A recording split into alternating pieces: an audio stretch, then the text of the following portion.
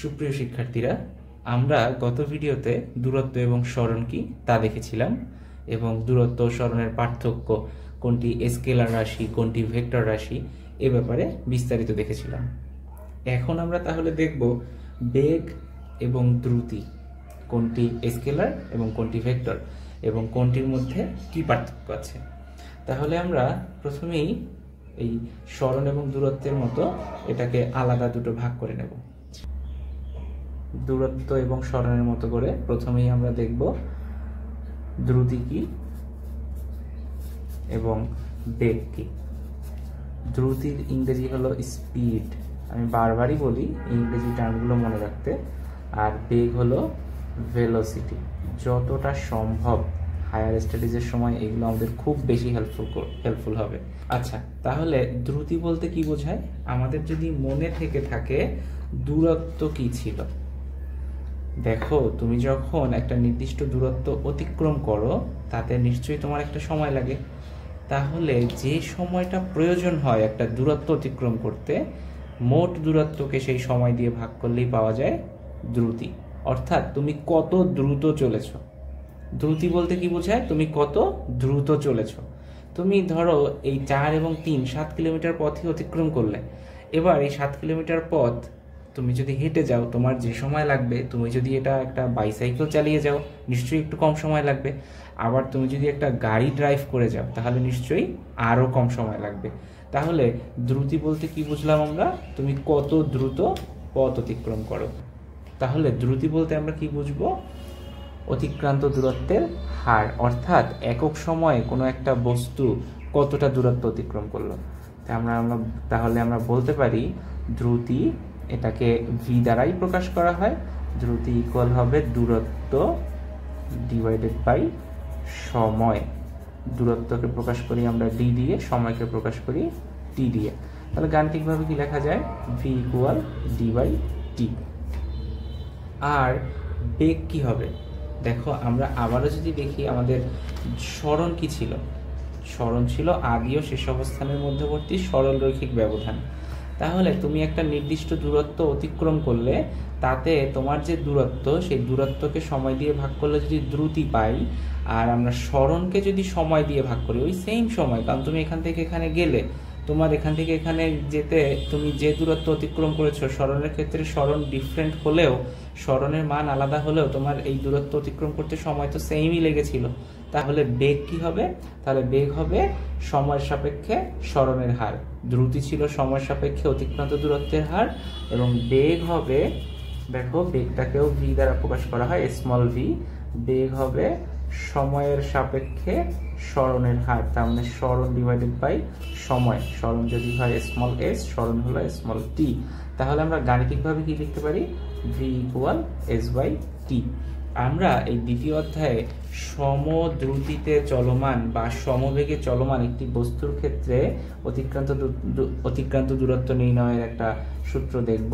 সমবেগে অতিক্রান্ত দূরত্ব এস ইকুয়াল ভিটি। খুব পপুলার হয়ে যাবে, এটা আমাদের অনেকবার ব্যবহার করতে হবে।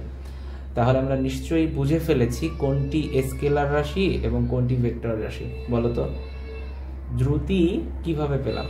দূরত্বকে সময় দিয়ে ভাগ করলে পাওয়া যাচ্ছে দ্রুতি, অর্থাৎ একক সময়ে অতিক্রান্ত দূরত্বের হারই হলো দ্রুতি। তাহলে এটা একটি নিশ্চয়ই স্কেলার রাশি হবে, কারণ দূরত্ব একটি স্কেলার রাশি, সময়ও একটি স্কেলার রাশি, অতএব দ্রুতিও একটি স্কেলার রাশি। আর এখানে দেখো সময় এবং সরণের যে অনুপাত, সরণ ছিল ভেক্টর রাশি, সময় একটি স্কেলার রাশি। সরণের মান এবং দিক দুটোই ছিল, সময়ের শুধু মান আছে যেহেতু স্কেলার রাশি, কিন্তু সরণের তো মান এবং দিক দুটোই আছে। অতএব এখানে ক্যালকুলেশন করার পর বেগের যেমন একটা মান থাকবে তেমনি বেগের একটা দিকও থেকে যাবে। তাই দ্রুতি হলো স্কেলার এবং বেগ হলো ভেক্টর। আশা করি সবাই বুঝতে পেরেছো।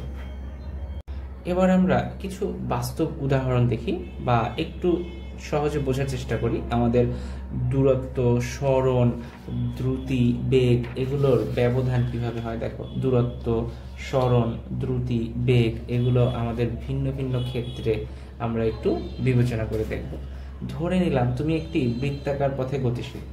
তুমি একটি বৃত্তাকার পথ সম্পূর্ণ অতিক্রম করে যে বিন্দু থেকে যাত্রা শুরু করেছো ওই বিন্দুতেই ফেরত এলে। ধরো তুমি এই বিন্দু থেকে যাত্রা শুরু করেছো, তুমি সম্পূর্ণ বৃত্তাকার পথ পরিভ্রমণ করে আবার ওই বিন্দুতেই ফেরত এসেছো। একই ঘটনা আমরা বেগের ক্ষেত্রে বিবেচনা করব। আমরা প্রয়োজনে ধরে নেই এটা একটা এ বিন্দু। হ্যাঁ, তুমি এই এ বিন্দু থেকে যাত্রা শুরু করে সম্পূর্ণ বৃত্তাকার পথ পরিভ্রমণ করে আবার ওই এ বিন্দুতেই ফেরত এসেছো।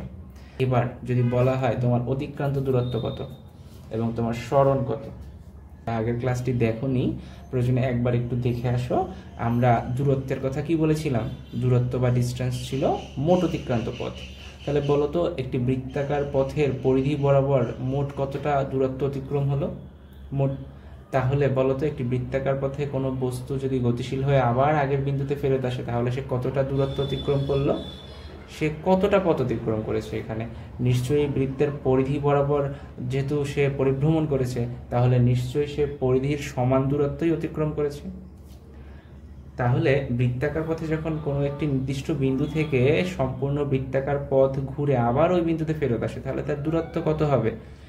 এই বস্তুটা এই বিন্দু থেকে এই বিন্দুতেই ফেরত এলো, অর্থাৎ বৃত্তের পরিধি বরাবর সে পরিভ্রমণ করলো, তাহলে তার দূরত্ব অবশ্যই বৃত্তের পরিধির সমান হবে।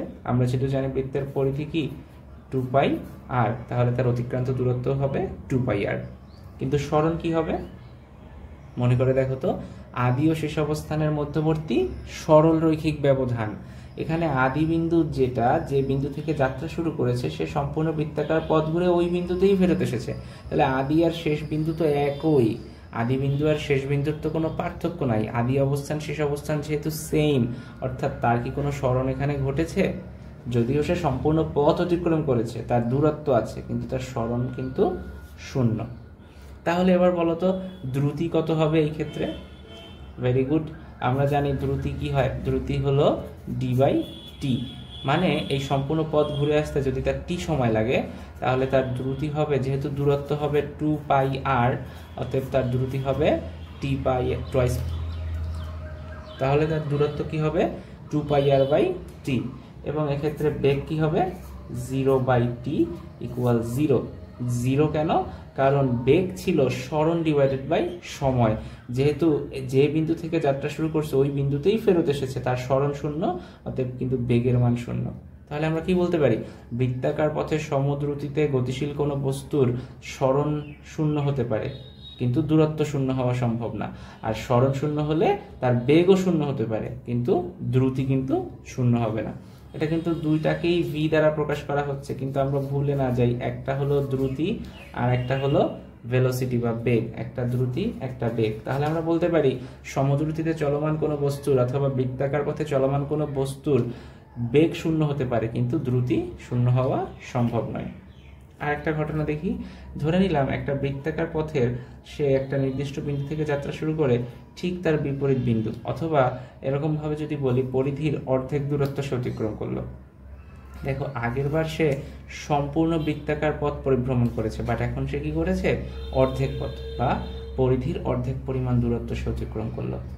এই ক্ষেত্রে আমরা কি বলতে পারি? যদি এটা এ বিন্দু হয় এবং এটা যদি আমাদের বি বিন্দু হয়, তাহলে এক্ষেত্রে তার মোট অতিক্রান্ত দূরত্ব কত হবে? যেহেতু সম্পূর্ণ পরিধি ছিল 2πr, এখন কি পরিধির অর্ধেক, তাহলে কি হবে? সে 2πr/2, অর্থাৎ πr পরিমাণ পথ অতিক্রম করেছে। তাহলে তার এখানে দ্রুতি কত হবে? তাহলে তার দ্রুতি ভি হলো πr/t। কিন্তু এক্ষেত্রে যদি আমরা চিন্তা করি অর্ধেক পরিমাণ যেহেতু সে অতিক্রম করেছে পরিধির, সরণ কত? এক্ষেত্রে সরণ কি এই সম্পূর্ণ বৃত্তাকার পথের অর্ধেক পরিধির মান এটার সমান হবে, নাকি আদি ও শেষ অবস্থানের মধ্যবর্তী সরল রৈখিক ব্যবধান হবে? যদি এটা হয় তাহলে ভাবো একটা বৃত্তের এক বিন্দু থেকে মধ্যবিন্দু হয়ে যদি সম্পূর্ণ বৃত্তের পরিধির অপর প্রান্তে চলে, তাহলে ভাবো যদি একটা বৃত্তের একটা বিন্দু থেকে পরিধির অপর বিন্দুতে কোনো রেখা অঙ্কন করা হয় এবং সেটা মূল বিন্দুগামী হয়, সেটা আমাদের বৃত্তের ব্যাস। আমরা জানি কি বৃত্তের ব্যাসার্ধ হলো r, এই যে বৃত্তের কেন্দ্র থেকে যে কোনো দিকে পরিধির পর্যন্ত যে দূরত্ব সেটা হলো ব্যাস, আর এই টোটালটা হলো ব্যাসার্ধ বা 2r। তাহলে এক্ষেত্রে আমাদের সরণের মান কত? সরণের মান হলো ব্যাসের সমান অথবা ব্যাসার্ধের দ্বিগুণের সমান। অতএব এক্ষেত্রে সরণ এস ইকুয়াল হলো 2r। তাহলে এখানে বেগ কত হবে? তাহলে এই ক্ষেত্রে বেগ v ইকুয়াল হলো 2r ডিভাইডেড বাই t। কারণ আমরা জানি কি সরণ বাই সময় হলো বেগ, তাহলে সরণের মান টুয়াইস আর, তাহলে বেগ হবে কি টুয়াইস আর বাই t। আমরা আরো একটা ঘটনা এখানে দেখব। ধরো বৃত্তাকার পথের 4 ভাগের 1 ভাগ পথ যদি কেউ অতিক্রম করে, এটা ধরলাম a বিন্দু, এটা ধরলাম b বিন্দু, তাহলে দেখো এখানে সম্পূর্ণ বৃত্তাকার পথ ছিল আর বাকি অর্ধেক পথ কিন্তু সে অতিক্রম করে নাই। এখানে বৃত্তাকার পথের অর্ধেকের অর্ধেক অতিক্রম করলো, তাহলে এই ক্ষেত্রে তার দূরত্ব কত হবে? এক্ষেত্রে দূরত্ব হবে আমাদের এই অর্ধেক যে পরিধির যে অর্ধেক তারও অর্ধেক, মানে অর্ধেক পরিধি ছিল পাই আর, এবার কি তারও অর্ধেক দূরত্ব অতিক্রম করেছে, তাহলে পাই আর ডিভাইডেড বাই 2। এবং এক্ষেত্রে আমাদের দ্রুতি কত হবে? দ্রুতি হবে নিশ্চয়ই দ্রুতি v equal pi r divided by 2 divided by t। অর্থাৎ এটাকে এভাবে লেখা যায় পাই আর ডিভাইডেড বাই 2t।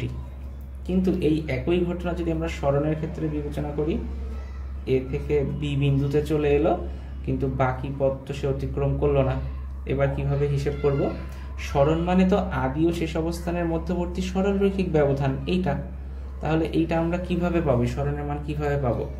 দেখো যদি এখান থেকে আমরা বৃত্তের কেন্দ্র পর্যন্ত একটা সরলরেখা অঙ্কন করি, সেটা কি আমাদের বৃত্তের ব্যাস, এটাও কি বৃত্তের এটা বৃত্তের ব্যাসার্ধ এবং এটাও বৃত্তের ব্যাসার্ধ। তাহলে এইটা যদি সমকোণী ত্রিভুজ তৈরি করে, এটা কি সমকোণী ত্রিভুজের অতিভুজ হয়ে গেল। তাহলে আমাদের সরণের ভ্যালু কি হবে? সরণ হবে এই সমকোণী ত্রিভুজের অতিভুজের সমান, অর্থাৎ এস ইকুয়াল হবে √r² প্লাস r²। তোমরা যারা পিথাগোরাসের উপপাদ্য সম্পর্কে জানো তারা বুঝে ফেলেছো, অতিভুজ ইকুয়াল হলো লম্ব স্কয়ার যোগ ভূমি স্কয়ারের বর্গমূল। তাহলে এটাকে বলা যায় 2r² এর বর্গমূল। এখন কি হবে? √2 এর মধ্যে থেকে যাবে, r² আর রুট কাটাকাটি গিয়ে থাকবে √2 ইন্টু r। আর এক্ষেত্রে আমাদের বেগ কত হবে? √2 into r divided by t। এগুলো কিন্তু আমাদের এমসিকিউর জন্য খুবই গুরুত্বপূর্ণ।